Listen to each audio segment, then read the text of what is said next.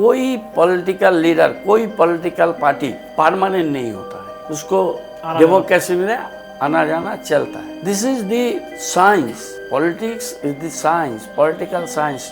ये विज्ञान है, ये विज्ञान में आपको ये समझना पड़ेगा जरूर। All political parties they will be trying to keep in the politics with power. जो पावर में है वो लोग चाहता है कि हम और बहुत दिन पावर में रहे, और जो पावर में नहीं है वो चाहता है कि हम सत्ता में आए।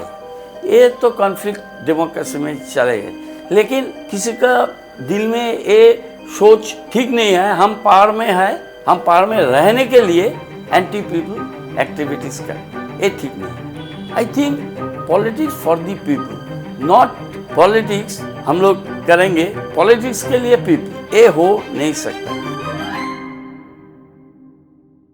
समस्याएं बहुत होती है हमारे इर्द गिर्द, मगर आपको पता ही होगा कि हर समस्या का समाधान एक ही है, वो है संवाद। आप अगर एक दूसरे से संवाद करें या फिर जनप्रतिनिधियों से भी संवाद करें, वार्तालाप करें, तो उससे कहीं ना कहीं हमारी समस्याओं का समाधान जरूर होगा। और इसी पृष्ठभूमि को रखते हुए हमने यह कार्यक्रम स्टार्ट किया है, एक नया कार्यक्रम शो स्टार्ट किया है जिसका नाम है लेट्स टॉक। और इस लेट्स टॉक में हम आगामी दिन, आने वाले समय में बहुत सारे एपिसोड लाएंगे जिसमें तरह तरह के पैनल डिस्कशंस होंगे और तरह तरह के जनप्रतिनिधि आएंगे। हमारे ही इलाके के जो जनप्रतिनिधि हैं वो आएंगे और हमारे साथ संवाद करेंगे।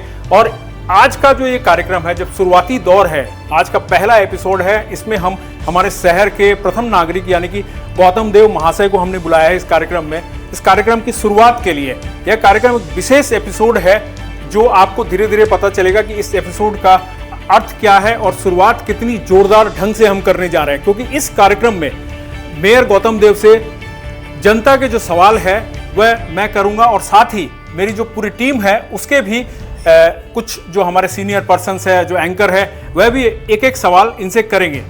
और अगर आपके जहन में भी इस तरह के कोई सवाल हो तो आप भी हमारे जो आधिकारिक जो नंबर है उस पर आप भेज सकते हैं।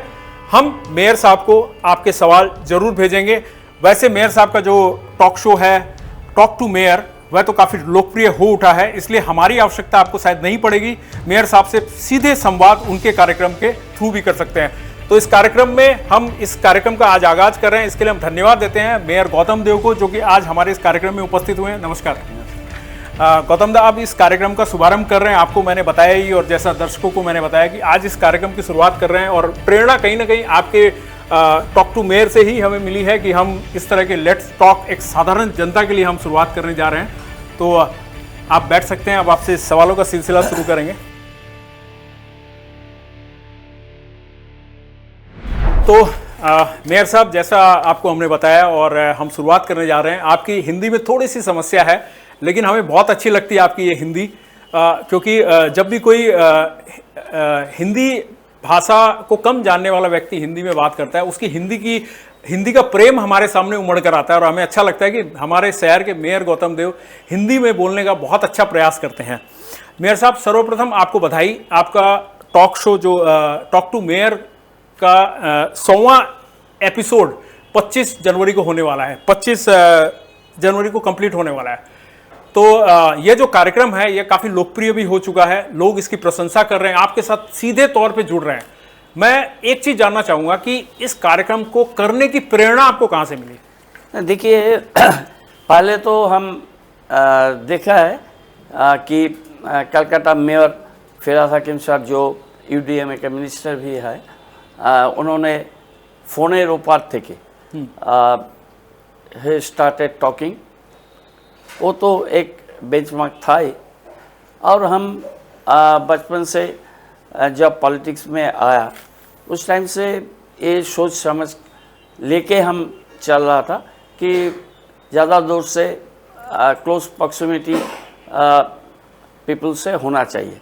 ये वन वे ट्रैफिक नहीं है, मन की बात नहीं है, ये बोध की बात है। सोच समझ के इंटरेक्शन, बात होना, ये बहुत जरूरी है। इसलिए आपको तो जानकारी है, हम मानुषेर काछे चलो प्रोग्राम स्टार्टेड, और हमारा जो फर्स्ट प्रोग्राम था वार्ड नंबर 2, वो प्रोग्राम में आप सारे दिन हमारा याद है, सारे दिन रात तक हम जिस घर में रह चुके अब थे, और हमारा 11 what's I have already completed my visit। हम शुरू करने जा रहा है जनवरी एंड में।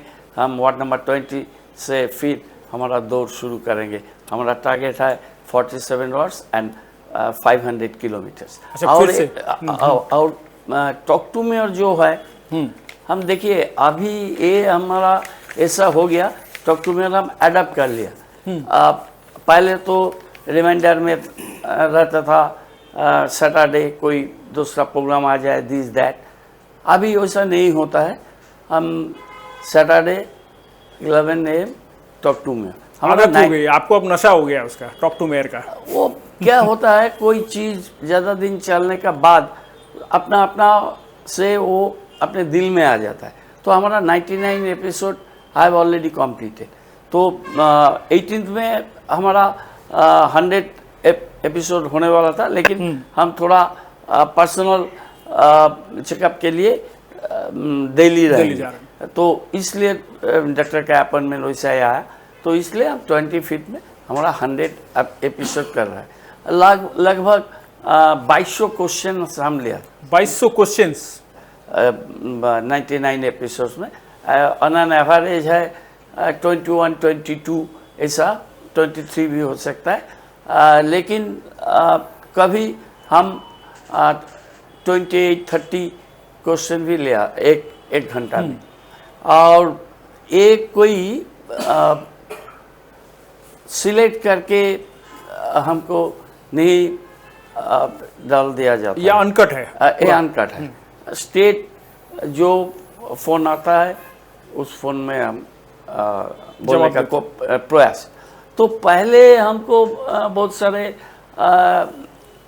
मीडिया फ्रेंड्स और बहुत जानकारी वाला उन लोग बोला, देखो ये थोड़ा रिक्सी जॉब है, जो क्वेश्चन आएगा मोटिवेटेड क्वेश्चन भी हो सकता है, इरिटेशन आ सकता है, बहुत कुछ हो सकता है। दिस इज अभी रिक्सी जॉब। हम बोला जो भी हो अनकट होना चाहिए, स्ट्रेट क्वेश्चन होगा, हम उत्तर देने का प्रयास करेंगे। तो 99 एपिसोड हुआ, 2 साल का ज़्यादा, 2.5 साल होने वाले हैं। और उसमें 1-2 क्वेश्चन जरूर आया था, थोड़ा एम्बेरसिंग, लेकिन 90 तक क्वेश्चंस ऐसा आया। हम बहुत आभारी हूँ and I am very comfortable to answer all the questions. हम तैयार होके कभी कहाँ पर जाके हम भाषण नहीं देते। हम जरूर रेडी होता है, स्टडी करते हैं, किसी से हेल्प लेता है, लेकिन जब हम मंच में जाता है वो जो पॉइंट्स वो हम पॉकेट में रह जाता है, हम ऐसा ही बोलने शुरू कर देते हैं। This is my hobby.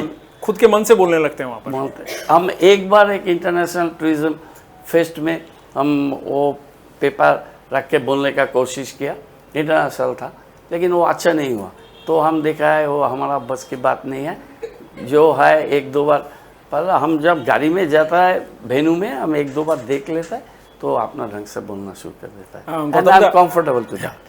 Gautam दा, आपने बहुत अच्छी बात कही। आप जिस तरह से लोगों का सवालों का जवाब देते हैं, हम भी देखते हैं आपको लाइव आपके पेज पर, काफ़ी अच्छा लगता है कि आप लोगों से सीधे जुड़ते हैं और सीधे आप एक साहस करते हैं कि हाँ आपको जवाब देना है, क्योंकि आप एक जनप्रतिनिधि है, आपके ऊपर एक दायित्व है, आपको जवाब देना है। कभी क्या ऐसा लगा आपको कि आपको भी अगर मौका मिले तो आप प्रधानमंत्री को या मुख्यमंत्री को फ़ोन करके डायरेक्ट बात करें, यहीं से डायरेक्ट सीधे तौर पे? देखिए, क्या बोलना चाहेंगे आप? पहली बात चीफ मिनिस्टर के साथ नहीं, क्योंकि ये हमारा प्रिविलेज है। हाँ। जब हम चाहे हम चीफ मिनिस्टर से बात कर सकते हैं, वो व्हाट्सएप पे हो, प्रधानमंत्री से। सर अगर आप कुछ ऐसा सिलीगुड़ी के लिए मांगना चाहें, आप प्रधानमंत्री से अगर मौका मिला तो आप क्या बोलेंगे? पहले हम बोलना चाहिए जे prime minister is prime minister. हाँ, हम पार्टी अलग हो सकता है। हाँ। हमारा 2 रास्ता है, सारे है, जो है वो मैदान में है, होगा एकदम। प्राइम मिनिस्टर है, उसका हाइट है, हमारा हाइट, उसको not comparable at all. But prime minister के साथ स्कोप होने से ज़रूर बात करना चाहूँगी, लेकिन हमको लगता है कि कोई डेलीगेशन टीम कभी कुछ स्कोप हो तो हो सकता है, लेकिन इधर पे हम जितना बार प्राइम मिनिस्टर को रिसीव करने गया, हमको ही भेजता है ऑनरेबल चीफ मिनिस्टर, हम जब मिनिस्टर थे और हाँ अभी मेयर है, लेकिन हमको बोलने का कोई मौका नहीं होता है, उन्होंने के चला जाता है। It is prime minister style. ठीक सर है। ये ऐसे ही मैंने पूछा क्योंकि देखिए जब जनप्रतिनिधियों के पास फोन आते हैं तो आपको भी लगता होगा आपको भी एक ऐसा अवसर मिले, एक ऐसा सिस्टम बिल्ड होना चाहिए जिसमें कि आप लोग भी बात कर सकें सीधे तौर पे। देखिए अपनी समस्याओं प्राइम को मिनिस्टर, ऑनरेबल प्राइम मिनिस्टर, उन्होंने मन का बात बोलते हैं, अपना बात बोलते सुनते हैं, नहीं है वो। सुनते नहीं है। अदर साइड में क्या भावना है उसका कोई मैकेनिज्म हो तो डायरेक्टली बात करना पॉसिबल नहीं है प्राइम मिनिस्टर को, हाँ सर। दैट वी अंडरस्टैंड, लेकिन रिकॉर्डेड वॉइस जाने से उसे थोड़ा पता चल सकता है। हाँ सर। वो सोच आजकल AI टेक्नोलॉजी जितना स्ट्रॉन्ग है, लेकिन वो हो नहीं पा रहा है, तो मन की बात ही आदमी सुनना को पड़ता है। सुनना पड़ता है। तो धन्यवाद गौतम दा, आप काफ़ी माने काफ़ी क्या बोलते हैं गंभीरता से आपने बहुत बड़ा प्रश्न उठा दिया है कि मन की बात बताते हैं सुनते नहीं हैं। आपको 3 साल हो गए हैं, आप लगभग मुझे लग रहा है फरवरी 22 फेब हाँ को 3 साल कंप्लीट हो जाएंगे। आप 5वें मेयर हैं सिलीगुड़ी के, मुझे जहाँ तक मालूम है आप 5वें मेयर हैं, 5th मेयर। पहली बार मेयर बनने का मौका मिला, शहर को हम लोगों ने देखा है ग्रीन सिटी देखा था, हम लोगों ने माने एक नेचुरल बिल्डअप ग्रीन सिटी देखा था। आपके हाथ में जो आई तो मुझे लगता है कि ग्रीन सिटी नहीं थी। आपने जब से मेयर पदभार संभाला तो यहाँ की ग्रीनरीज काफ़ी कम हो चुकी थी उससे पहले। मैं आपको दोष नहीं दे रहा हूँ, आपसे पूछ रहा हूँ। आपके हाथ में आने के बाद आपने काफ़ी प्रयास किया है इसको ग्रीन सिटी में कन्वर्ट करने का, चेष्टा भी किया। आपकी जो प्रयास है हम कहेंगे कि उसको सैल्यूट करना चाहिए कि एक मेयर जिस तरीके से पुराने जो तरहीज बनाई गई थी, जिस तरह से अवैध तरह से माने सड़कों को ये किया गया था, एक्रोचमेंट किया गया था, उस पर भी आपने काफ़ी लगाम लगाई है। आप ग्रीन के लिए भी काफ़ी काम कर रहे हैं, पेड़ भी लगाने का कोशिश कर रहे हैं। आपकी SMC की जो गाड़ियां हैं वो पानी भी देती है, मैंने देखा है, आप कोशिश कर रहे हैं। लेकिन आपको क्या लगता है आप कितना सफल हो पाए हैं? ना देखिए, हम वेरी फ्रैंक स्पीकिंग, हमारा जितना सपना था ग्रीन हाउस के लिए उतना हम पहुंच नहीं पाए, लेकिन आई एम कॉन्फिडेंट ये हम होंगे कामयाब। तो लेकिन गौतम दा, लोग अभी विरोध कर रहे हैं काफ़ी जगहों पे, ये भी सुनने में आ रहा है, जैसे SF रोड में कुछ दिन पहले विरोध हुआ था कि विकास के लिए जो पेड़ काटे जा रहे हैं उनके बदले लगाया नहीं जा रहा है। गौतम दा, इसके लिए क्या व्यवस्था है? देखिए, अभी हम मीटिंग करके आया हमारा एनवायरमेंट कमेटी का, उसमें अपोजिशन लीडर भी थे, शामिल थे। देखिए, हम बहुत डेमोक्रेटिक सेटअप माइंड से काम करते हैं, क्योंकि हम 23 इयर्स लगभग 75 से 2011 तक हम अपोजिशन में थे। इतना साल 75 में हम पॉलिटिक्स में आया, 50 इयर्स कंप्लीट हुआ पॉलिटिक्स में। 25 इयर्स और 10 धरिए 34-35 इयर्स अपोजिशन में था। एक कोई मामूली चीज़ नहीं, और पार्टी चेंज नहीं किया। आजकल बहुत जल्दी ये लॉयल्टी पार्टी है, पार्टी चेंज नहीं किया, पार्टी स्प्लिट हुआ। हम I took 3 months time to decide myself, and हम अप्रैल में 2011 में तृणमूल में शामिल। लेकिन हम जो बात बोलना चाहता है, उस टाइम में इतना कष्टनाई हम लोग को उठाने पड़ी। हम 2-3 दफ़े बहुत बुरा ढंग से हमको पिटाई कर गया। 98 में 2 आदमी मर्डर हुआ था, हमको हेमोटोमा लेके 15 डेज नर्सिंग होम। 2007 यूनिवर्सिटी में, और 2010 में भी बहुत बुरा ढंग से बागडोगरा अपोजिशन लीडर भी आते उस टाइम हॉस्पिटल। तो इतना फिजिकली मेंटली टॉर्चर हुआ था उस टाइम में। तो हम लोग चाहता है कि हमारा गवर्नमेंट का रेज्यूमे कभी ऐसा नहीं हो। एक बार एक इंसिडेंट हुआ था सिलीगुड़ी में 2001 से अभी 2025 एक 14-15 एक बार सीपीएम ऑफिस से थोड़ा अरेस्ट हुआ। अरेस्ट का कारण था, उस दिन हम सिलीगुड़ी में नहीं था, स्टोन पेल्टिंग हो रहा था उस दिन। और जो उस टाइम में पुलिस था वो वाटर कमान लेके हम लोग के ऊपर ही वो घुमा दिया। हाँ। तो इसके बाद हम लोग का मिছিল हुआ और सीपीएम ऑफिस पुलिस जाके थोड़ा एक्शन लिया। अशोक भट्टाचार्य, जीवेश सरकार उन लोग को थाना में ला गया। लेकिन हम उस दिन कमिश्नर ऑफ पुलिस को रिक्वेस्ट किया, ऐसा मत कीजिए, उन लोग सीनियर लीडर से जो है हमारा पॉलिटिकल लड़ाई, हम लोग मैदान में रहेंगे, उनको घर पहुंचा दीजिए, घर में जाके पहुंचा दिया। That is the solitary incident. इतना सालों में एक भी पॉलिटिकल झमेला हम लोग होने नहीं दिया। हम लोग कॉरपोरेशन इलेक्शन में हारा, हमारा स्टेट इलेक्शन कमीशन, हम महकुमा परिषद हारा, हमारा गवर्नमेंट का अंडर में इलेक्शन कमीशन में इलेक्शन हुआ, लेकिन बाद में जीता भी।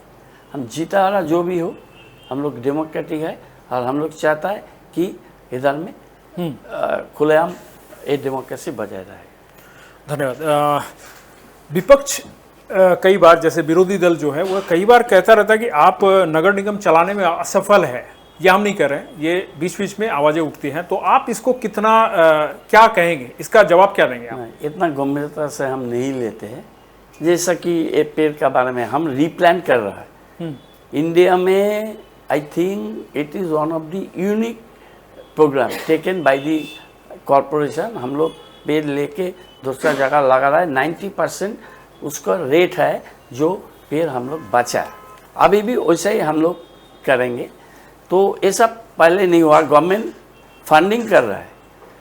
एक पेड़ उठा के लगाने के लिए 7-8,000 रुपया खर्चा हो रहा है। 7 to 8,000 ओके, वो गवर्नमेंट दे रहा है। पहले हम लोग कॉरपोरेशन से दिया हुआ है, क्योंकि एक पेड़, बड़ा पेड़ हम लोग का पास बहुत कीमती है। वैसा देखिए, ऑपोजिशन पार्टी का काम है ऑपोजिशन करना। अभी वो युग नहीं है कि ऑपोजिशन साझेदार बोले। कभी कभी टॉक शो में, लेकिन डिबेट के टाइम में, टॉक शो के बाद में ऑपोजिशन वो बोलता है, पब्लिकली नहीं बोलता है, क्योंकि पब्लिक वो गार्ड्स नहीं है। एक अच्छा काम का अच्छा बोलना वो गार्ड्स नहीं है। एक तो पॉलिटिकल प्रेशर उन लोग के ऊपर रहता है पार्टी का, अब सेकंड है पार्टी का कोई एजेंडा रहता है, और रूलिंग पार्टी का अच्छा बोले तो ऑपोजिशन का तो अभी भी इधर में उतना अच्छा पोजीशन स्थिति नहीं है, और भी खराब हो सकता है। इसलिए सब पॉलिटिकल बात है, वो तो बोलना ही चाहिए ना, इसमें कुछ नहीं है। धन्यवाद गौतम दा। और अब वक्त है कि हमारे जो सहकर्मी हैं, हमारे साथ जो कार्य करते हैं मीडिया में, हमारे जो एंकर्स हैं, हमारे जो न्यूज सब एडिटर्स हैं, उनमें से अगर कोई सवाल करना चाहता है गौतम दा से, मेयर से डायरेक्ट, तो सवाल कर सकते हैं आप। गौतम दा, अपना नाम का परिचय देके। हाँ, और ज़्यादातर मैं राजनीति की खबरों पर नज़र रखता हूँ। तो मेरा पहला सवाल आपसे रहेगा कि शहर में जाम की समस्या एक बहुत बड़ा चिंता का विषय है, और आए दिन इसको लेकर लोग सवाल भी उठाते रहते, क्योंकि दिन की शुरुआत ही होती है लोगों की जाम की समस्या से दो चार होते हुए। तो टोटो पर नियंत्रण को लेकर आपने भी काफ़ी बार बैठकें की, कोशिश भी की, लेकिन वो जो रिजल्ट आना चाहिए वो ग्राउंड लेवल पर नहीं दिख रहा। और इसी से जुड़ा और एक सवाल है कि टोटो की बिक्री पर नियंत्रण लगाने के लिए नगर निगम क्या सोच रहा है? देखिए, टोटो के नियंत्रण के लिए तो हम लोग आरोप लगाया है। अभी जो रिकॉग्नाइज्ड कंपनियां हैं, वो कंपनी टोटो बिकते हैं, और हम लोग अभी हमारा कॉरपोरेशन इलाका में उसको रजिस्ट्रेशन नंबर नहीं दे रहा है। तो जो है वही चलेगा, और बिना नंबर में टोटो चलने से उसको अभी बुक कर रहा है, उसको रुकावट हो रहा है ट्रैफिक से। इसके कुछ टाइम लगेगा। देखिए, जब बीमारी ज़्यादा हो जाता है तब तो एंटीबायोटिक थोड़ा देना ही पड़ता है, लेकिन बहुत ज़्यादा एंटीबायोटिक देने से एंटीबायोटिक रेजिस्टेंट भी हो जाता है। इसलिए सारे बैलेंस होके सारे कम करना चाहिए। अभी जितना हम लोग का फ्लाईओवर आ रहा है, इंटरनल रोड हम लोग बना रहा है, हम ईस्टर्न बाईपास, हम जब मिनिस्टर था नॉर्थ बंगाल रेलवे उस टाइम में बना हुआ है, हमारा डिपार्टमेंट से ही हुआ था, पीडब्ल्यूडी डिपार्टमेंट भी साथ में था। अभी 10 किलोमीटर 4 लेन हम लोग बना है। अभी बर्धमान रोड आ रहा है फ्लाईओवर, अब 4-5 महीना लगेगा। एक 47 नंबर का वार्ड से एक ऑल्टरनेटिव ब्रिज हम लोग बना है। ऐसा NH31 NH10 उसको 4 लेन 6 लेन हो रहा है, और उसको एंसिलरीज रोड हम लोग चौड़ा कर रहा है, निवेदिता रोड हो रहा है, और बहुत सारे रोड आ रहा है। राइस का देखिए सर्वे करके फाइनल स्टेज में है। हिलका रोड का parallel road Surya Sen park से पैरेलल, और 6 मोहनंदा ब्रिज हिलका रोड और सेवक रोड का अंदर में, उसमें आवरली 800 व्हीकल्स डाइवर्सन ले सकते हैं। तो ऐसा कई प्रोजेक्ट हम लोग लिया, और I am confident that with in 2 years ये सारे रोड नेटवर्क कंप्लीट हो जाना चाहिए। और हो जाने का बाद और टोटो में हमारा DC ट्रैफिक CP साहब सब मिल के हम लोग जो प्रोग्राम बना है, वो प्रोग्राम सक्सेसफुल हो जाने से थोड़ा राहत मिली। और कोई? गौतम दा, मेरा सवाल है, हम लोग जाते हैं तो फेस भी करते हैं, लोग बोलते हैं कि नगर निगम जो है वो गरीबों के विरुद्ध तो कार्रवाई कर देता है, जैसे फुटपाथ के गरीब हैं या छोटा घर है, लेकिन जो बड़े बड़े अमीर लोग हैं, बड़े बड़े मॉल हैं, बड़ी बड़ी बिल्डिंग है, उनके अवैध निर्माण के विरुद्ध साथ बैठ जाता है। तो इसमें कितनी सच्चाई है? बिल्कुल सच्चाई नहीं है।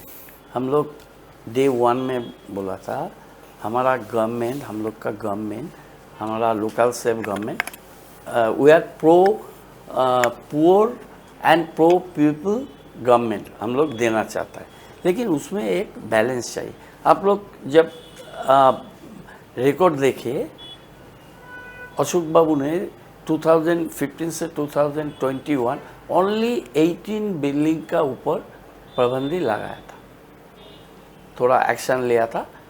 48 की 68 नोटिस भेजा गया, और हम लोग अभी तक 300 के ज़्यादा एक्शन ले चुके हैं। और इसमें हम 2 चीज़ में ज़्यादा ध्यान दे रहा है। एक तो पार्किंग लॉट जो है, बिल्कुल पार्किंग लॉट को कन्वर्ट करना नहीं चाहिए।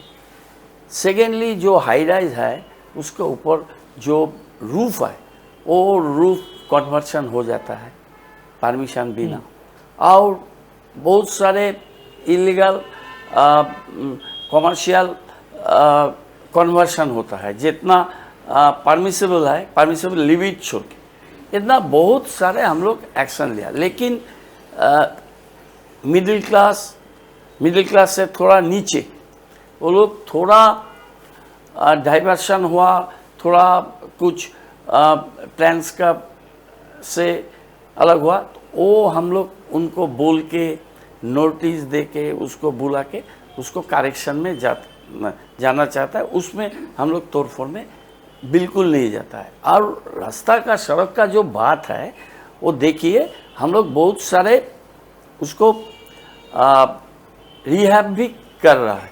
एक ताराचंद बिल्डिंग के सामने 34 दुकान को हम लोग हाइडेन, और रास्ते के से बीच में PWD का थोड़ा स्पेस था, उधर में हम लोग ठीक है तुम लोग कर सकते हैं। हाई कोर्ट में मामला हुआ, कोई सज्जन किया, तो वो मामला चल रहा है।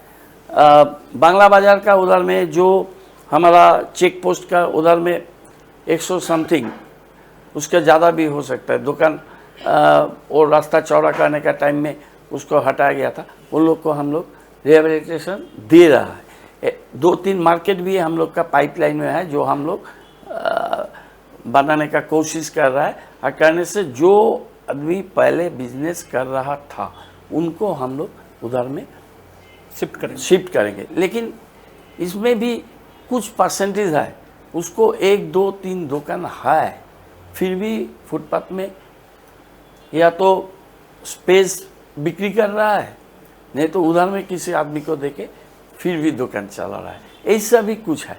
उन लोग को हमको बोलना है कि देखिए, रोजी रोजगार, job opportunity, self employment is the most important factor now A days. But सड़क मोटरेबल होना चाहिए, उसको थोड़ा स्पीड आना चाहिए, नहीं तो सिलीगुड़ी सच ए प्लेस, ये एंट्री पॉइंट है सारे नॉर्थ ईस्टर्न इंडिया और इतना इंटरनेशनल बॉर्डर है, एयरपोर्ट है, एनजीपी रेलवे स्टेशन गुवाहाटी से भी ज़्यादा महत्वपूर्ण है। तो ये जगह का अगर हम लोग, हमारा पैसेंजर्स लोग, सिटीजन्स बाहर से जो आया, नेशनल इंटरनेशनल, वो लोग कैसे पहुँचेंगे? तो this is the need of the hour to make the road motorable and some speed तो लाना ही चाहिए, इसलिए उसमें बैलेंस करना चाहिए। देखिए, इसके पहले जो पॉलिटिकल लीडर्स लोग था, ये लोग से पॉलिटिक्स कर रहा है, और हम लोग सोचता है कि पॉलिटिक्स किस लिए? पॉलिटिक्स के लिए जनता, ना जनता के लिए पॉलिटिक्स? ये सवाल हम उठाना चाहता है। I think politics for the people, not politics हम लोग करेंगे पॉलिटिक्स के लिए पीपल, ये हो नहीं सकता है। लेकिन हम लोग देखा है सिलीगुड़ी में, देखिए इतना खटाल एक दिन में नहीं हुआ, इतना रास्ता इंक्रोचमेंट एक दिन में नहीं हुआ, इतना पार्किंग लॉट कन्वर्शन एक दिन में नहीं हुआ, इतना प्लान बिल्डिंग प्लान के फ्लाउटिंग करके बिल्डिंग बनाना एक दिन में नहीं हुआ, इतना पॉल्यूशन, उसका सर्टिफिकेट बिना गाड़ी चल रहा था, एक दिन में नहीं हुआ। लेकिन जो गवर्नमेंट था और जो लोकल गवर्नमेंट में था, वो सारे अलाउ किया, just to make sure the vote and electoral politics. ये ठीक नहीं है। एक straight, honest, pro people policy लेके स्टेट वे में चलना चाहिए। इसमें कुछ वोट आया और कुछ वोट चला गया, उसमें उतना फर्क नहीं है। कोई पॉलिटिकल लीडर, कोई पॉलिटिकल पार्टी परमानेंट नहीं होता है, उसको डेमोक्रेसी में आना जाना चलता है। This is the science, politics is the science, political science. ये विज्ञान है। ये विज्ञान में आपको ये समझना पड़ेगा जरूर। All political parties they will be trying to keep in the politics with power. जो पावर में है उन लोग चाहता है कि हम और बहुत दिन पावर में रहे, और जो पावर में नहीं है वो चाहता है कि हम सत्ता में आए। ये तो कॉन्फ्लिक्ट डेमोक्रेसी में चले गए। लेकिन किसी का दिल में ये सोच ठीक नहीं है, हम पावर में है, हम पावर में रहने के लिए एंटी पीपल एक्टिविटीज़ करें, ये ठीक नहीं है। प्रो पीपल एक्टिविटीज़ करना चाहिए। उसमें कभी कभी होता है वो एक्शन किसी को पावर, आउट ऑफ पावर कर देता है, लेकिन इन द लॉन्ग टर्म देखा जाएगा कि उसका जो निर्णय था, वो निर्णय उस टाइम में ऐसा लगा, public perception is something different, ये ठीक नहीं है, लेकिन बाद में वो सही निकला। देखिए, डबगम फुलबाड़ी में हम इतना काम किया, हम अपना पैम्परिंग नहीं कर रहा है, this is not my habit. जितना काम किया वो रिकॉर्ड में है। 2 बार जीता, थट्टा में हम हार गया। 86,000 बैक था वो वार्ड। हमारा अपॉर्चुनिटी था to shift the constituency. Honourable chief minister भी 1-2 बार हमको बोला, लेकिन हम सोचा कि उधर से 2 बार जीता है, ठीक है, पार्लियामेंट में 86,000 बैक है, उधर से ही हम खड़ा होगा, लेट फेस दी इलेक्टोरेट। हम भागा नहीं, अपॉर्चुनिटी रहा, लेकिन हम लड़ा। हम 60 डेज में 600 किलोमीटर हम पैदल घूमा। I manage 59,000 votes, reduce the margin, but 27,000 vote में हम हारा है। लेकिन वो स्वीकार करने पड़ेगा। जो इलेक्टोरेट था, सिटीजन था, उसको हमारा काज अच्छा नहीं लगा। हमारा गवर्नमेंट का काम तो अच्छा ही लगा, नहीं तो इतना मेजोरिटी में ममता बनर्जी कैसे पावर में आया। वो तृणमूल से ज़्यादा गौतम देव के ऊपर नाराजी था। But I must admit the fact that at that relevant point of time people did not like me and I accepted that proposition। लड़ रहा है 8 महीने का बाद हम कॉरपोरेशन के मेयर जो 14 वार्ड्स में हम लोग 21,000 में बैक था, वो 40 वार्ड में हम लोग 29,000 लीड लिया। और कभी भी लेट कोई political party 14 out of 14 seat नहीं जीता है डबगम फुटबॉल में। 50,000 मेकअप हुआ विद इन 8 मंथ्स। और वो इलेक्शन में कुछ गड़बड़ी नहीं हुआ। ऑपोजिशन भी कभी नहीं बोलता है कि इलेक्शन ठीक नहीं हुआ। देखिए, this is the beauty of democracy, इसको स्वीकार करना चाहिए। तो लगातार सवालों की बौछार आ रही है मेयर गौतम देव के लिए हमारे साथ, क्योंकि ये ऐसा पहला अवसर मिला है हमें भी, हमारी टीम को, कि मेयर साहब हमारे सामने और सवाल पूछे। अब इसके बाद नेक्स्ट कौन है? আমি সৌমি, খবর সময় বাংলাকে প্রতিনিধিত্ব করি। স্যার, একটা সম্প্রতি আপনি কিছুদিন আগে একটা কথা বলেছিলেন যে আমাদের এই শহর হকারদের জন্য নয়, আমাদের শহর মানুষের জন্য, এবং সেই কথাটা বলার একটা অর্থ ছিল যে যেইভাবে ফুটপাত বা ইত্যাদি জায়গাগুলো দখল হয়ে যাচ্ছে এবং বারবার প্রশাসনের তরফে, বিশেষ করে পুর নিগমের তরফে এই ব্যাপারে অভিযানও করা হয়েছে। যেটা একটু আগে আপনি বললেন যে আজকে যে খাটালটা ছিল সে খাটালটা একদিনে হয়নি বা পলিউশন একদিনে হয়নি, ঠিক তেমনভাবেই এই হকাররা যারা বসে রয়েছে তারাও একদিনে বসেনি। এবার আপনারা যখন এটাকে আবার সরানোর প্রক্রিয়া নিচ্ছেন রাজ্য সরকারের একেবারে নির্দেশ মতন এবং তাদের কথা মতন, সেই জায়গায় আগামীতেই আবার ভোট রয়েছে, নির্বাচন রয়েছে, তো ভোট ব্যাংক কি কোথাও প্রভাবিত হবে না এই বিষয়ের উপরে? দেখুন, আমার যেটা মনে হয়, আমি যতদিন পাবলিক লাইফে আছি, আমি 9টা বড় ইলেকশন লড়েছি। তার মধ্যে 78-এ আমি ছাত্র সংসদের জেনারেল সেক্রেটারি, সব স্টুডেন্ট ভোট দিত তখন। সেই সময় কংগ্রেস আউট অফ পাওয়ার হয় ফার্স্ট টাইম। সেখানে 78-এ ডিসেম্বরে আমি ইলেকশনটা জিতেছিলাম। ওই ইলেকশনটা আমার কাছে খুব ভাইটাল ছিল। 9টা ইলেকশন আমি লড়েছি, একটা ইলেকশন হেরেছি। পাবলিক পালস যতটুকু বুঝতে পারি, হকার, আমি ওটা একটা কোট হয়ে গেছে শব্দটা, যে শহর হকারদের জন্য নয়, মানুষের জন্য। হকাররা কিন্তু দিনের শেষে মানুষ। আর আমরা এই প্রান্তিক মানুষের জন্য, যারা অর্থনৈতিক দিক থেকে একটু পিছিয়ে আছে, যারা জীবন সংগ্রামে লড়াই করছে, আমরা তাদের প্রতিনিধিত্ব বেশি করে করি। প্রিভিলেজ যারা সমাজে, দে আর প্রিভিলেজ, তাদের দেখার জন্য অনেকে আছে। আর এই মানুষগুলোকে দেখানোর জন্য মমতা ব্যানার্জি আর আমরা আছি, এটা আমি জানি। তাদের ইন্টারেস্ট প্রোটেক্ট করার জন্য একটা ব্যালেন্স, একটা প্রপোজিশন নিতে হবে। কোনো জিনিসই যদি ব্যালেন্স না থাকে, আজকের দিনে এত কমপ্লেক্স সিচুয়েশন, এত টাফ সিচুয়েশন, সেখানে যদি প্রপার ব্যালেন্স যদি না থাকে, তাহলে কিন্তু যে কোনো জিনিসই তার একটা বিপর্যয় এসে যায়। শিলিগুড়ি শহর যে জায়গাতে ধীরে ধীরে পৌঁছেছে, এই জায়গায় এটা একটা স্ট্যাগনেন্সি হয়ে যাচ্ছে, অবরুদ্ধ শহরের জায়গাতে এসে যাচ্ছে। সেই জায়গা থেকে তো মানুষ পরিত্রাণ পাওয়ার জন্য এই লোকাল বডিজে আমাদের নিয়ে এসছে, নাহলে কেন এনেছে? তা আমাদেরকে তো কাজ করতে হবে, কিন্তু মানুষের উপর রোলার চালিয়ে না, তাদের বুঝিয়ে, তাদের অল্টারনেটিভ অ্যারেঞ্জমেন্ট যতটা সম্ভব করে সেই কাজটা করা। আমি কিন্তু আমাদের হকার ভাই বলুন, বা যারা টোটো চালায় বলুন, বা যারা মানুষের বাড়িতে কাজ করে, অন্যরকম পেশায় যারা থাকে, তাদের অনেকের সাথে আমার প্রতিদিনের যোগাযোগ থাকে, এবং তারাও কিন্তু বুঝতে পারে যে আমরা এদের কারোরই বিরুদ্ধে না। যতটা পারি তাদের অ্যাকোমোডেট করে আমরা একটা প্রপার ফরম্যাট এই শিলিগুড়ি আমরা দিতে চাই। ধন্যবাদ। नेक्स्ट।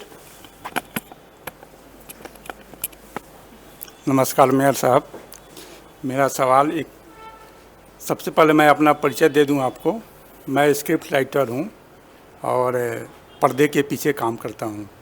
तो आपके व्यक्तित्व को लेकर और आपकी राजनीति को लेकर आपके संघर्ष वगैरह मैंने बहुत कुछ किया है और लिखा भी है, शायद आपको पसंद भी आया होगा। लेकिन मेरा एक सवाल जो है थोड़ा सा अटपटा है, और अटपटा इसलिए है कि शायद अभी तक किसी ने इस पर ध्यान नहीं दिया होगा। तो मैं चाहता हूं कि आप इस सवाल का जवाब दें यस या नो में। अगर आपको मुख्यमंत्री बना दिया जाता है तो आप सबसे पहला काम क्या करेंगे? देखिए, कुछ ऐसा सवाल होता है ना, वो होना नहीं चाहिए। हम 2 टाइम कैबिनेट, दीदी का कैबिनेट में था, जैसा काम हमको रिस्पॉन्सिबिलिटी दिया वैसा ही रिस्पॉन्सिबिलिटी हम लेके आगे बढ़ा। तो दीदी रहेंगे और हम लोग आगे बढ़ेंगे। हमारा उतना कैपेसिटी नहीं है उतना सोचने का, जितना लिमिटेड कैपेसिटी में लिमिटेड फोकस लेके आम आदमी के लिए काम करना ही ठीक है। धन्यवाद। Good evening sir, I am Pratibha from खबर समय, आई एम एन एंकर। तो सर, पिछले कुछ सालों से अगर हम देखें सिलीगुड़ी की शहर की बात करें तो काफ़ी आगे बढ़ रहा है, या फिर अगर हम ये कहें कि स्मार्ट सिटी बन रहा है सिलीगुड़ी शहर। लेकिन सर, मेरा जो सवाल है वो डंपिंग ग्राउंड को लेकर है, क्योंकि डंपिंग ग्राउंड का शहर के बीचों बीच होना मतलब ये काफ़ी लोगों की एक परेशानी का कारण भी बनता जा रहा है। तो रिसाइकलिंग जैसा कि प्लांट लगाया गया है, but recycling is not an option. तो क्या भविष्य में जो डंपिंग ग्राउंड है उसको रीलोकेट करने की कुछ योजना है? देखिए, डंपिंग ग्राउंड रिलोकेशन का कोई पॉसिबिलिटी नहीं है, क्योंकि वैसा स्पेस मिलना मुश्किल है। 28 एकर्स लैंड उधर में है, लेकिन जो लीगेसी वेस्ट है 75 ईयर्स का लीगेसी, 1/3 हम लोग क्लियर किया, 18 करोड़ खर्चा हुआ। और इधर में 5 एकड़ लैंड हम लोग फ्रेश वेस्ट मैनेजमेंट उसको कहते हैं, कलकत्ता में भी है। और कलकत्ता अभी देखिए, हम जब कलकत्ता में लॉ पढ़ने के लिए गया था उस टाइम का कलकत्ता, अभी Calcutta one of the best clean city and traffic movement is excellent, perhaps the best in India considering the volume of population growth, influx of the people daily जो कलकत्ता का सराउंडिंग एरिया में आते हैं। तो ऐसा कोई चीज़ होता है, डंपिंग ग्राउंड जैसा है। हम लोग 1/3 क्लियर किया, अभी 64 करोड़ का टेंडर मैच्योर्ड हो, वो सुडा कर रहा है। यूडीएमए का एक डिपार्टमेंट एजेंसी चुना गया, और अब सोचिए विद इन 1 और 1.5 ईयर्स 18 मंथ्स का अंदर वो बिल्कुल ग्रीन फील्ड हो जाएगा। और हमारा एक सपना है कि वो ग्रीन फील्ड का अंदर में बहुत सारे प्रोजेक्ट है, लेकिन एटलीस्ट बड़ा एरिया लेके रोज गार्डन हम लोग बनाएंगे। Rose garden. Thank you so much. Good evening sir, Amar Pradhan, खबर समय नेपाली। सर आपसे मिल चुका मैं। सर जैसा कि सिलीगुड़ी में जो फुटपाथ मुक्त किया जा रहा है, साल भर से ज़्यादा हो गया, लेकिन अभी भी अव्यवस्थित है। लोग जो है इसको लेकर जो है उंगलियां उठा रहे हैं नगर निगम पर। इसको किस तरह देखेंगे? ये जो अव्यवस्थित है इसको कब तक बनाया जाएगा सर? बहुत जल्दी हम लोग बनाएंगे। आप शायद वो निवेदा रोड का बात बोल रहे हैं, तो निवेदा रोड को लेके उसको प्रोजेक्ट अभी बना रहा है पीडब्ल्यूडी, वो काफ़ी रोड बना रहा है पीडब्ल्यूडी। हमको लगता है कि आने वाला जो हमारा फाइनेंशियल ईयर स्टार्ट होगा अप्रैल 2025, वो अप्रैल 2025 का जो पीडब्ल्यूडी बजट और उसका जो प्रोग्राम आएंगे उसमें निवेदा रोड उसका हम लोग पीडब्ल्यूडी वो रोड बनाएंगे। और पीडब्ल्यूडी वो रोड बनाने का जो प्राइमरी जो काम है हम कलकत्ता जाके मिल चुके हैं, उसको चीफ इंजीनियर रोड्स के मिल चुके हैं, मिनिस्टर से मिल चुके हैं। and I am hopeful that PWD department will undertake this road. People is suffering is increasing, so we must start reconstructing this damaged road immediately, and I think in the coming financial year the work will start. Thank you sir. लगातार mayor साहब से question किए जा रहे हैं। Mayor साहब, आप थोड़ा सा और वक्त चाहिए, 2-4 मेंबर और हैं, सभी चाहते हैं, एक्चुअली आपको ये पहला मौका मिला, सबको आप सामने हैं, इतने नज़दीक है कि आपसे सवाल करें, तो 2-4 क्वेश्चन और जल्दी। গৌতমদা, আমি শুভম, খবর সময় বাংলা রিপোর্টার। গৌতমদা, সব সময় একটা বিষয় দেখা যায়, বোর্ড মিটিং হোক বা যে কোনো জায়গায় হোক, বলা হয় যে বর্তমানে বিরোধীদের কণ্ঠরোধ করা হচ্ছে। বোর্ড মিটিংয়ে বারবার এই কথাটা ওঠে এবং সেই সময় আপনি একটা কথা বলে থাকেন যে আমাদের সময় কি করা হতো, আমরা যখন বিরোধী ছিলাম সেই সময় কি করা হতো। তো সেই সময় কি হতো, মানে বিষয়টা আপনার নজরে কি আসছে? সে সময় তো কোশ্চেন রেজই করতে দিত না।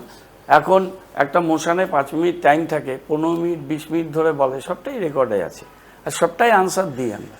একটা ইন বিটুইন কারো বলা আটকানো এটা আমাদের নীতি না। আর অপোজিশনরা যদি বলে তার মধ্যে কিছু ভালো মেটেরিয়ালও থাকে, সবটাই অযৌক্তিক কথা বলে না, তারা ওদের অ্যাঙ্গেল থেকে বলে। আমি জানি যে এরা সরকারের থেকে এরা এটা করতে পারেনি, কিন্তু ওরা করতে পারেনি দেখে আমরাও করতে পারবো না, সেটা হতে পারে না। সেটাকে যেটা জেনুইন মনে হয়, যেটা আমার নিজের মনে হয়, আমার নিজের মানে আমি বলাটা ঠিক না, আমাদের পুরো টিমের মনে হয় যে হ্যাঁ এটার পেছনে যুক্তি আছে। আমি অনেকগুলো উদাহরণ দিয়ে দেখিয়েছি যে সেগুলো কিন্তু পরবর্তীকালে আমরা কার্যকর করার চেষ্টাও করেছি। সেটা তারা বুঝতে পারে কি পারে না সেটা তো আমি তো ট্রান্সলেট করব আমার কাজের মধ্যে। অপোজিশনরা বলছে 3 বছর ধরে বলছে, তার মধ্যে সাবস্টেন্স তো কম থাকে, কিন্তু যেগুলো সেটাকে বাদ দিয়ে একেবারেই জিরো সাবস্টেন্স নিয়ে বলছে, একেবারেই তার মধ্যে মেটেরিয়াল নেই, তার মধ্যে কোনো যুক্তি ছিল না, এটা আমার বলাটা উচিত না, আমি বলবো না। তার মধ্যে যেটা আমার মনে হয়েছে, আমাদের মনে হয়েছে যে এটা মধ্যে লজিক আছে, এটা উচিত। অনেক সময় হয় কি জাস্টিফাইড হলো, সেটা পারিপার্শ্বিকতা, ফান্ডিং, তার আরও অনেকগুলো প্যারাফার্নিয়াস আছে যার জন্য হয়তো আমরা করতে পারি না, কিন্তু অনেকগুলো তাদের প্রস্তাব যেটা আমাদের যুক্তিসঙ্গত মনে হচ্ছে সেটা আমরা আমাদের কাজের মধ্যে দিয়ে বাস্তবায়িত করছি। আর একটা প্রশ্ন থাকছে যে অনেক সময় আপনাকে বলতে শোনা গেছে, মানে সব সময় প্রশ্নটা করা সম্ভব হয়নি, যে অনেক সময় আপনি বলেছেন যে যে সময় এই শহরের ড্রয়িং ম্যাপ হচ্ছিল সেই সময়কার সরকার বা সেই সময় পুরো বোর্ডে যারা ছিল তারা যদি ঠিক করে করতো তাহলে আজকে এতটা ট্রাফিক কনজামশন হতো না। তো কি মনে হয় কোন কোন মেজর ভুলগুলো রয়েছে? দেখুন, প্রথমত যেটা ভুলটা হয়েছে যে শিলিগুড়ির যে একজন ভিশনারি লিডার, 34 বছর একটা পার্টি ক্ষমতায় ছিল, 3.5 দশক, আর একজন ব্যক্তি তিনি ওই ডিপার্টমেন্টের মন্ত্রী ছিলেন 20 বছর এসজেডি-এর চেয়ারম্যান, আর 26 বছরের বেশি এমএলএ, আর 6 বছর তিনি মেয়র, 3 বছর চেয়ারম্যান। এই যে এত বড় সময়, সেই সময়ের মধ্যে এর রোডম্যাপই ছিল না, এর কোনো ডিজাইন ছিল না, এর কোনো ভিশন ছিল না। আজকে 2025-এ দাঁড়িয়ে আমাদের অ্যাটলিস্ট 2050-এর কথা তো ভাবতে হবে। আগামী 25 বছরের শহরের রূপটা কী হবে সেই ভেবে যদি আমি পরিকল্পনা নেওয়ার চেষ্টা করি, হয়তো আমি অ্যাচিভ করতে পারবো না, কিন্তু আমার লক্ষ্য যদি আকাশ থাকে, ধ্রুবতারা থাকে, তাহলে তো কমসে কম আমি একটা 14 তলা বাড়ি অবধি তো পৌঁছাতে পারবো। এই যে জল নিয়ে যে আমরা প্রজেক্ট নিচ্ছি এতগুলো, তো এরা কেন নেয়নি? 94 সালে প্রজেক্ট 99-তে ইমপ্লিমেন্ট হলো, 99 থেকে 2011 আরও 12 বছর ছিল, একটা অল্টারনেটিভ পন্ড করলো না, যার জন্য আমাদের প্রবলেম হচ্ছে। একটা অল্টারনেটিভ পার্মানেন্ট ওয়েল করলো না, সেকেন্ড জল প্রকল্প নিল না, কে বাধা দিয়েছিল? 2011 পর্যন্ত মানলাম তৃণমূল গভর্নমেন্ট এসে দেয়নি, অমুক তমুক দিস দেয়, আমি ওটার মধ্যে যাচ্ছি না। আমি বলছি তোমাদের গভর্নমেন্ট ছিল, তোমাদের এজেন্ডে ছিল, তোমাদের পুরো বোর্ড ছিল, তুমি সেই দপ্তরে এত দীর্ঘ সময় ধরে মন্ত্রী ছিলে, তোমাদের এমপি ছিল, তোমাদের এমএলএ ছিল, এত অখণ্ড পাওয়ার তো এখানে আমরা কোনোদিন পাইনি। এটা ভাবতে হবে যে এত অ্যাবসলিউট পাওয়ার নিয়ে তাহলে তোমরা এত সমস্যায় জর্জরিত শিলিগুড়ি করলে কেন?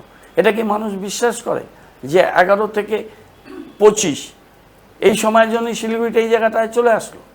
আমি বারে বারে বলি, একটা জিনিস ভালো করতে অনেক সময় লাগে, একটা জিনিস খারাপ করতেও কিন্তু টাইম লাগে। একদিন হঠাৎ সকালবেলায় কোনো রোম সভ্যতা ধ্বংস হয়ে যায় না, সেটা ধ্বংস করতে গেলে খারাপ কাজ করলেও সেই খারাপেরও একটা টাইম কি কনজিউমিং ফ্যাক্টর থাকে। ওরা যেটা বলে তাতে মনে হয় একদিনে বোধহয় আমরা আগুন লাগিয়ে সব ধ্বংস করে দিয়েছি যখন বলতে থাকি।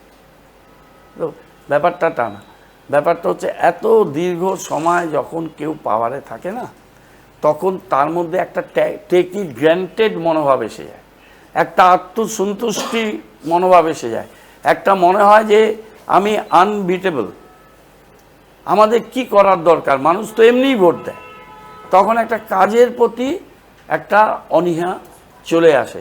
তখন আমাকে যে পারফরমেন্স করে সারভাইভ করতে হবে, এবং সারভাইভাল ফর দি ফিটেস্ট এটা তো সবার জন্যই প্রযোজ্য, সেটা বেশি দিন যেই পাহাড়ে থাকুক তার মধ্যে এই শৈথিল্য মনোভাব চলে আসে, এবং এই মনোভাব যখন কাউকে গ্রাস করবে তখন তার পতন কেউ আটকাতে পারবে না, সে যত বড় ক্ষমতাশালী ব্যক্তি হোক না।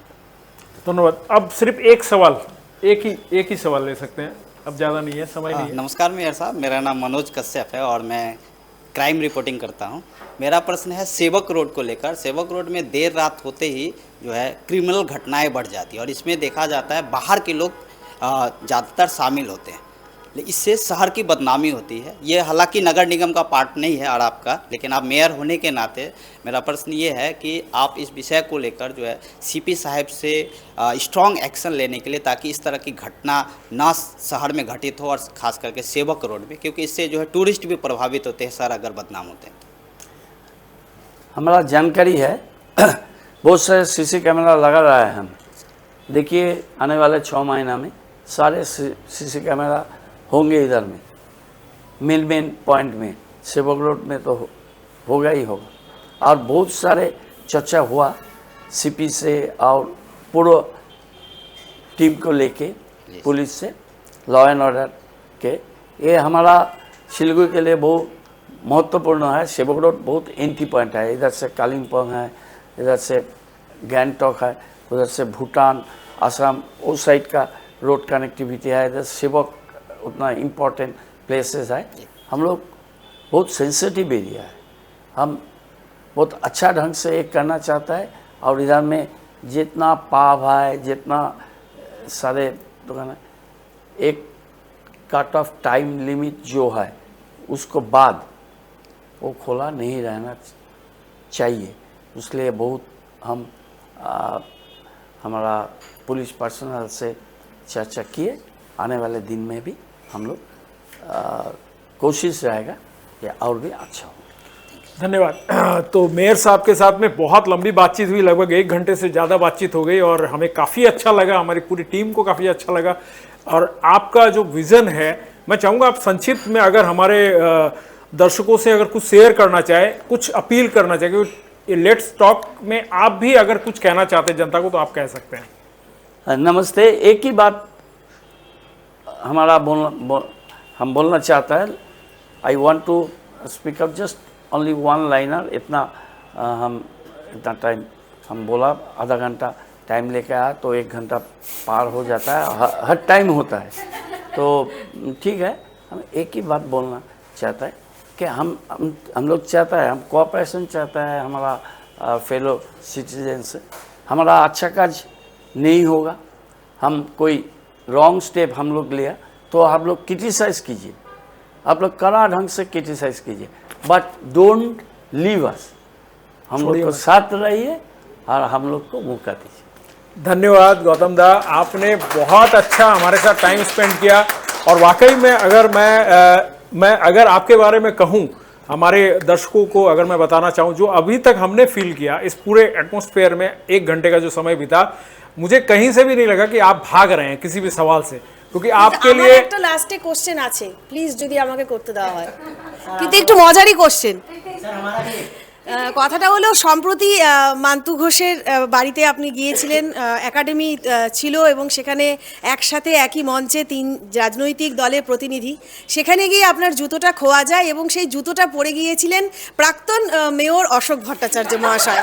তো ওই ফিলিংসটা যদি আপনি আমাদের সঙ্গে একটু শেয়ার করেন, এরকম কি এর আগেও কখনো ঘটেছে, বা অশোকবাবু যে জুতোটা পরে গিয়েছে আপনার কি প্রতিক্রিয়া? দেখুন, অশোকবাবু একজন সিনিয়র পার্সনস, আমার থেকে সিনিয়র তো বটেই।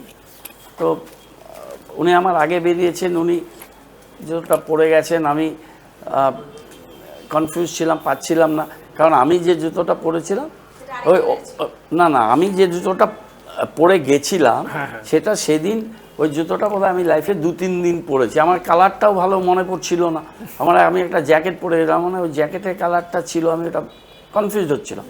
তা আমি একটা জুতো হাতে নিয়ে দেখলাম, তা বললো না এটা নয় মনে হয়। তা আমার ঠিক আছে চলে যাই, আমরা একটা চটি দাও, গাড়িতে উঠে যাবো। তো একটি ছেলে লিগাল ইয়ে করে অমিত, ও গাড়িটা ওর জুতোটা দিল, তো আমি তো চলে গেলাম। তাহলে উনি কি খালি পায়ে গেলেন অমিত বাবু? না, ও তো পাড়ায় ছিল, কারো কেউ হয়তো ম্যাচ করছে। আমি বাড়িতে গিয়ে আমার প্রোগ্রাম ছিল, 21 নম্বর ওয়ার্ডে প্রোগ্রাম ছিল, তারপরে একটা প্রোগ্রাম ছিল, 2টো প্রোগ্রাম ছিল, দাদা ভাই আরও একটা কোন জায়গায় প্রোগ্রাম ছিল। তা আমি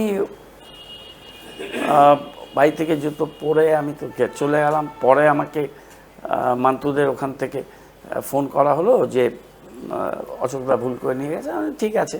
তারপর আমাকে বিভিন্ন প্রেস ফোন করলো। কালকে আবার কালকেই জুতোটা অমিতের আমি পাঠিয়ে দিয়েছি। কালকে আবার আমাকে আনন্দবাজার ফোন করলো যে তোমার জুতোটা কি এসছে। তা আমি বললাম যে আমি তো ভাই এখনও খবর নিইনি, আমি তখন সোনু নিগমের প্রোগ্রামে ছিলাম, আর আমি ফিরে গিয়ে খবর নেই। কিন্তু ওটা এখনও ফিরে আসেনি, বাট ফিরে আসবে, ওটা নিয়ে কোনো ব্যাপার না।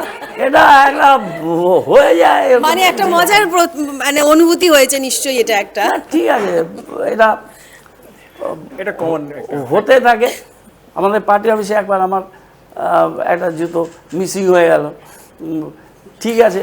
এআইসিসি সেশনে আমরা গেছিলাম, অনেকের জুতো এদিক ওদিক হয়ে যায়, বড় প্রোগ্রামে না অনেক সময় হয়ে যায়। এটা বড় প্রোগ্রাম ছিল না, তাড়াহুড়ো হয়েছে, ঠিক আছে। এটা একটা মজার ঘটনা হয়েছে, সবাই একটা এরা নিউ ইয়ার से একটা মজা করছে, এটা কিছু না। ये तो नहीं हुआ कि कहीं आपका जूता का टारगेट कर रखा है लोगों ने? ना, नॉट दैट। अच्छा, फटाफट पूछ लो। नमस्कार सर, मैं मिठू प्रसाद हूँ। सर आपसे एक निवेदन है कि सर जहाँ सर आपको इनविटेशन होता है सर, वहाँ पर आप लेट पहुँचते हैं। ये सिलीगुड़ी वासियाँ भी सर आपसे पूछना चाहेंगे, खासकर सर मीडिया हाउस की, इन पे क्या कहना चाहेंगे सर? देखिए, हर आदमी का एक स्टाइल ऑफ फंक्शनिंग है, एक यूएसपी होता है ना। हम ऑन एन एवरेज 10 प्रोग्राम में रहता है। हमारा पेज देखिए, उसके बाद भी बहुत सारे इंटरनल मीटिंग होता है। 10 × 30 300 × 12 3600 3000 प्रोग्राम साल में हम जाते हैं। आउट सुबह हमारा 1-2 घंटा चाहिए, हम वर्क करते हैं। फ्रोजन शोल्डर हुआ था, डेवलप किया था, तो उसको फिजियोथेरेपी ले रहा है, एक्सरसाइज फ्री हैंड है, मेडिटेशन है। और घर में सुबह आदमी बहुत मिलना चाहता है, उस टाइम उसको बात नहीं करके हम निकल जाए तो इट लुक्स वेरी ऑड। तो वो करके जाने से टाइम लग जाता है। आज देखिए, इधर में आधा घंटा टाइम लेके हम आया, 6-10-15 में आया, तो हम बोला 7-15 में आने के लिए घर में, तो बेचारा तो अभी तक कीप ऑन वेटिंग। इसमें देर हो जाता है, हम कोशिश करेंगे वो आधा घंटा में ले आने।